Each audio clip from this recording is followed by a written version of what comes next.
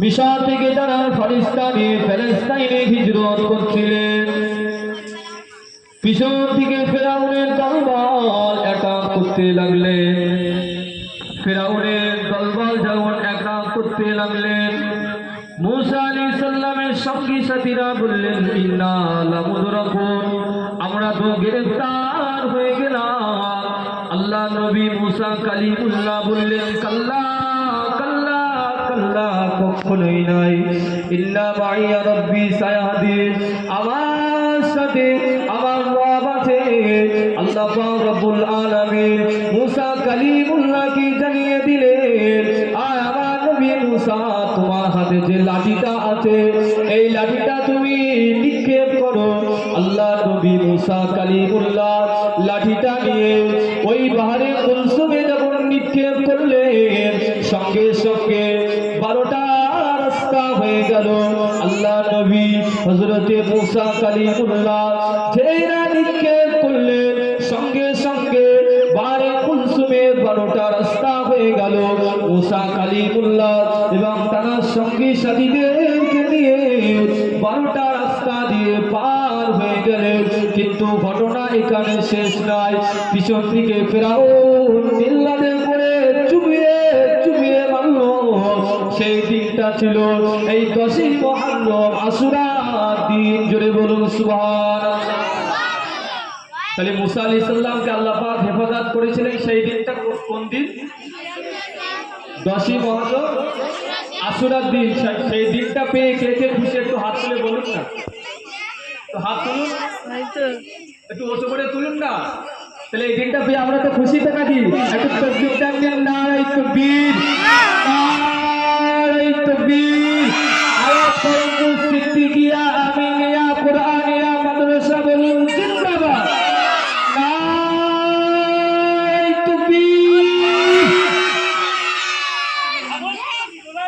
আল্লাহ পাক রব্বুল আলামিন ঘটনা এখানে শেষ নয়। হযরত নবী ইব্রাহিম খলিলুল্লাহকে আল্লাহ পাক রব্বুল আলামিন যখন নমরুদ, এখানে কথা বললে হবে না, আমি আবারও বলছি, যখন নমরুদ ইব্রাহিম খলিলুল্লাহকে আগুনে ফেলে দিলেন, ইব্রাহিম খলিলুল্লাহকে কোথায় দিলেন? আগুনে। মুরব্বীরা একটু ভালো করে শুনুন, ইব্রাহিম খলিলুল্লাহকে কোথায় দিলেন? আগুনে ফেলে দিলেন। আর আল্লাহ পাক রব্বুল আলামিন কোরআনে আয়াত নাযিল করে বললেন, কুল্লা ইয়া নারু কুনি বারদাও ওয়া সালামুন আলা ইব্রাহিম, হে আগুন আমার ইব্রাহিমের জন্য তুমি জান্নাতের বাগান হয়ে যাও। জোরে বলুন না সুবহানাল্লাহ। সেই দিনটা পেয়ে কে কে খুশি? আবার একটু হাত তুলুন। আমি যতবার বলবো হাত তুলতে হবে। খুশি তো নাকি? তাকবীর দেন, নারে তাকবীর, নারে তাকবীর, নারে তাকবীর। তাহলে আল্লাহ পাক ইব্রাহিম খলিলুল্লাহকে সাহায্য করেছিলেন এই 10ই মুহররম, আশুরার দিনে। আর ইব্রাহিম খলিলুল্লাহর জন্য আগুনটা কি হলো? ফুলের বাগান। কি হয়ে গেল? ফুলের বাগান। আল্লাহ নবী হযরতে আইয়ুব আলাইহিস সালাম, আল্লাহ পাক রব্বুল আলামিন তাকে যখন 70 বছর হায়াত দিয়েছিলেন, নবী আইয়ুব আলাইহিস সালাম 70 বছর হায়াতে তার কোনো রোগ হয়নি। 70 বছর পর যখন অতিবাহিত হয়ে গেল, ও যুবকেরা, জওয়ানেরা, নবী আইয়ুব আলাইহিস সালামকে আল্লাহ পাক রব্বুল আলামিন কঠিন রোগে আক্রান্ত করে দিলেন। গ্রামবাসীরা নবী আইয়ুবকে তাড়িয়ে দিলেন, এমনকি জঙ্গলে চলে গেল। সকল বিবিরা তাদেরকে ছেড়ে চলে যায়, কিন্তু বিবি রহিমা তাকে ছেড়ে যায় না। নবী আইয়ুব আলাইহিস সালাম বিবিকে নিয়ে জঙ্গলে চলে গেল। 7 বছর পার হয়ে গেল। আল্লাহ নবীর বিবি হযরতে আইয়ুব আলাইহিস সালামের বিবি রহিমা বলতে লাগলেন, ও আমার স্বামী, আপনি আল্লাহ দরবারে রোনাজারি করুন, আল্লাহ পাক রব্বুল আলামিন আপনাকে শিফা দেবে। নবী আইয়ুব বলেছিলেন, ও আমার বিবি রহিমা, আল্লাহ পাক রব্বুল আলামিন আমাকে 70 বছর হায়াত দিয়েছিল, আমাকে কোনো রোগ দেয়নি।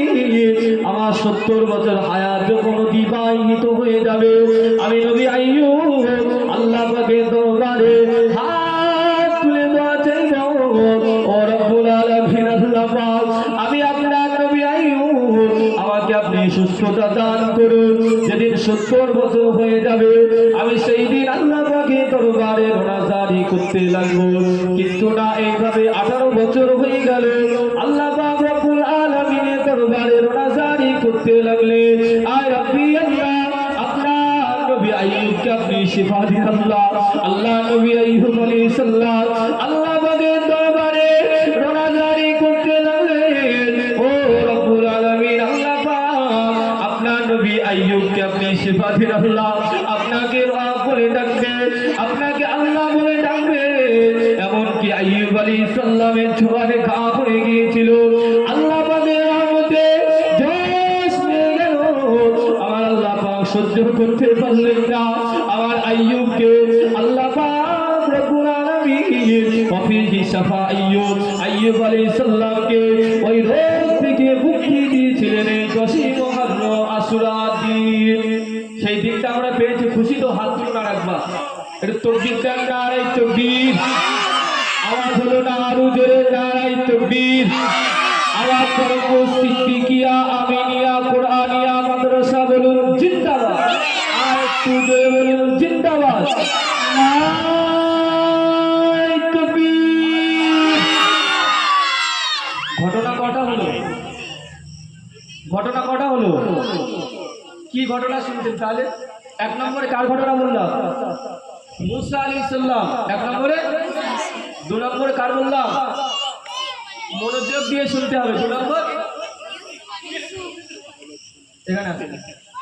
2 নম্বরে কার ঘটনা? ইব্রাহিম খলিলুল্লাহ। 2 নম্বরে কে? ইব্রাহিম। 3 নম্বরে কার ঘটনা বললাম? আইয়ুব আলাইহিস সালাম। তাহলে কয়টি হলো? 3টি। 10টা বলবো বলেছি, কয়টা? 10টা। আল্লাহ নবী হযরত ইয়াকুব আলাইহিস সালাম ইউসুফের জন্য যখন কাঁদতে লাগলেন, ইউসুফকে খুঁজে পাই না। ইউসুফের 12টা ভাই ইউসুফকে কুয়ায় ফেলে দিয়ে আসলেন। নবী ইয়াকুব আলাইহিস সালাম ইউসুফের জন্য আল্লাহ পাকের দরবারে রোনাজারি করতে লাগলেন।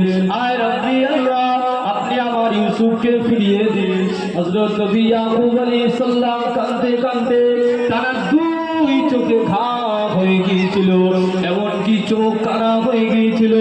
আমার আল্লাহ পাক রব্বুল আলামিন রহমতে জোশ মেরে গেল।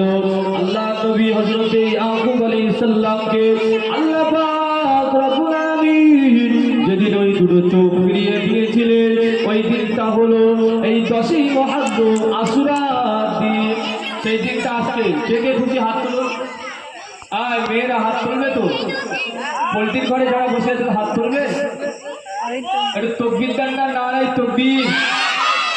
আওয়াজ হলো না, নারায়ে তাকবীর। নারায়ে তাকবীর। তাহলে ইয়াকুব আলাইহিস সালাম কার জন্য কাঁদতেন? তার বেটা ইউসুফের জন্য। কেঁদে কেঁদে তার 2 চোখে ঘা হয়ে গিয়েছিল, ঘা। তা সেই 2 চোখটা আবার আল্লাহ পাক ফিরিয়ে দিয়েছিলেন এই 10ই মুহররম আশুরার দিন। কয়টি হলো ঘটনা? 10টা বললাম, 10টা হিসাব করে রাখবেন। আল্লাহ নবী হযরত ঈসা রূহুল্লাহ, মক্কার খ্রিস্টানরা বলতো, মক্কার ইহুদিরা বলতো ঈসা ইবনুল্লাহ, ঈসা ইবনুল্লাহ, ঈসা হলো আল্লাহর বেটা।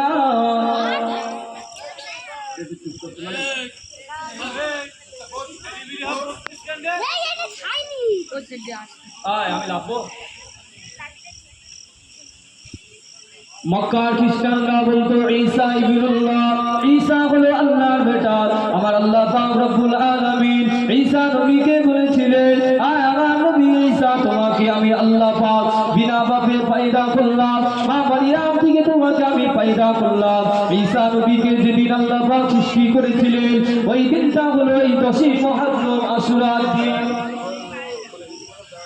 তাহলে 10ই মুহররম আশুরার দিনে কাকে আল্লাহ পাক সৃষ্টি করেছিলেন? কাকে? সব কি ঘুমাচ্ছেন নাকি? কথা বলো, কাকে? ঈসা নবী কোন দিনে? 10ই মুহররম আশুরার দিনে। তাহলে সেই দিনটা আজকে আরেকটু হাত তুলুন, তকবীর দেন, নারে তকবীর।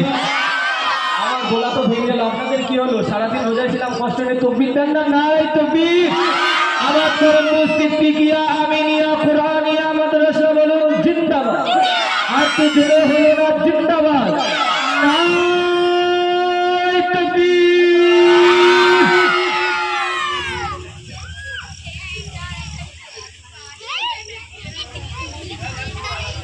যে সমস্ত মেয়েরা মসজিদের সামনে রাস্তায় বসে আছে, মুয়াজ্জিন সাহেবের পোল্ট্রির ঘর এ মাথাতেও মাথা পুরো ফাঁকা আপনাদের বসার জন্য। যে সমস্ত মহিলারা, আমার মা ও বোনেরা বসে আছেন মসজিদের সামনে রাস্তায়, আপনাদের জন্য পোল্ট্রির ঘরের ব্যবস্থা করা হয়েছে, সুন্দর জায়গা, আপনারা সবাই ওখানে চলে যান। ঘটনা কয়টি হলো? কয়টি? 5টি। দুনিয়ার প্রথম নবী হযরত আদম শফিউল্লাহ যখন জান্নাতে আল্লাহর হুকুম অমান্য করেছিল, আমার আল্লাহ পাক রব্বুল আলামিন আদমকে বলেছিলেন ওয়ালা তাকরাবা, ওয়ালা তাকরাবা, ওয়ালা তাকরাবা, খবরদার খবরদার, হাযিহি শাজারা, এই গাছের নিকটে যাবে না। আদম শফিউল্লাহ শয়তানের ধোঁকায় পড়ে আল্লাহর হুকুমকে অমান্য করেছিল। আমার আল্লাহ পাক রব্বুল আলামিন আদম শফিউল্লাহকে বলেছিলেন ওয়ালা তাকরাবা হাযিহি শাজারা, খবরদার খবরদার, এই গাছের নিকটে তুমি যাবে না। আদম শফিউল্লাহ শয়তান